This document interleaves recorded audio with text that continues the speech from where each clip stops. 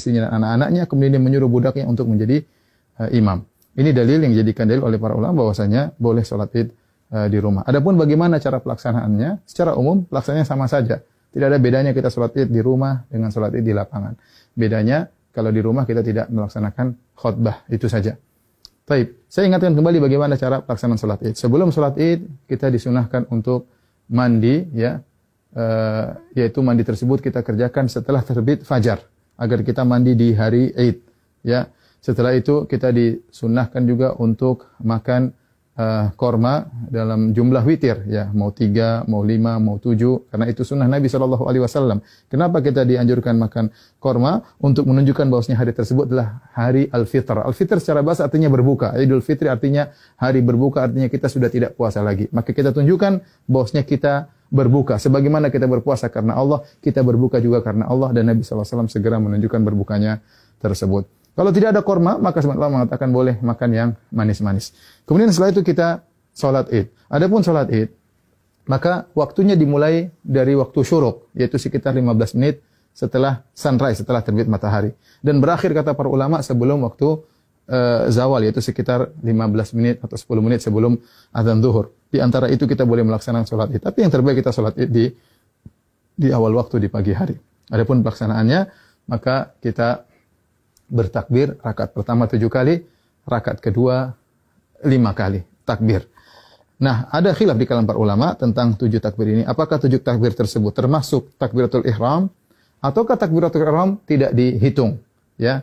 Takbiratul ihram tidak dihitung. Ini pendapat Imam Syafi'i rahimahullahu taala dalam kitabnya Al-Um, bahwasanya takbiratul ihram tidak dihitung. Jadi bagaimana caranya? Kita bertakbir dulu, Allahu Akbar. Ini takbiratul ihram. Kemudian kita baca doa istiftah. Setelah kita baca doa istiftah, baru kita bertakbir 7 yang disebut dengan takbirat zawaid, takbir tambahan. Kita takbir Allahu Akbar. Allahu Akbar. Nah, apakah di antara takbir ini ada doa khusus? Tidak ada dalil, ya, dari Nabi SAW.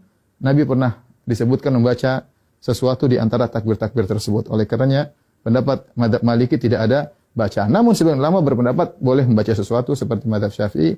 Kita boleh bertakbir, boleh bertahmid, boleh bertahlil di antara takbir-takbir tersebut. Kita ulangi, kita Allahu Akbar, takbiratul ihram, kemudian kita baca doa istiftah, kemudian kita takbir 7 kali. Allahu Akbar 1, Allahu Akbar 2, ya, Allahu Akbar 3. Antara takbir satu dengan yang lainnya kita ada jeda sedikit, apalagi kalau kita jadi imam, agar makmum di belakang bisa mengikuti kita. Kita lanjutkan Allahu Akbar 4, Allahu Akbar 5, Allahu Akbar 6, Allahu Akbar 7. Setelah itu kita ta'awudz, kemudian kita baca Al-Fatihah. Setelah baca Al-Fatihah, kemudian kita baca surat. Nah, surat ini kita bisa baca, disunahkan baca surat Sabbihisma Rabbikal A'la, atau kita baca surat Qaf, ya. Salah satunya sunnah, seandainya seorang baca surat yang lain juga tidak jadi masalah. Setelah kita selesai baca surat, maka kita ruku, Allahu Akbar, ya, seperti biasa. Kemudian kita sholat, sampai kemudian kita pada rakaat, mau naik ke rakaat kedua, tatkala kita sujud, ya, kita sujud, kemudian kita mau bangkit ke rakaat kedua, maka kita bertakbir. Allahu Akbar. Ya.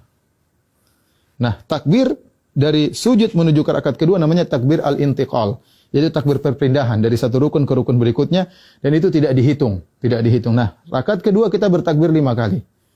Takbir tadi enggak dihitung, kemudian kita takbir lagi. Allahu Akbar. 1, Allahu Akbar. 2, Allahu Akbar.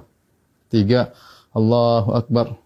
4, Allahu Akbar. 5. Kemudian kita baca Al-Fatihah dengan jahar.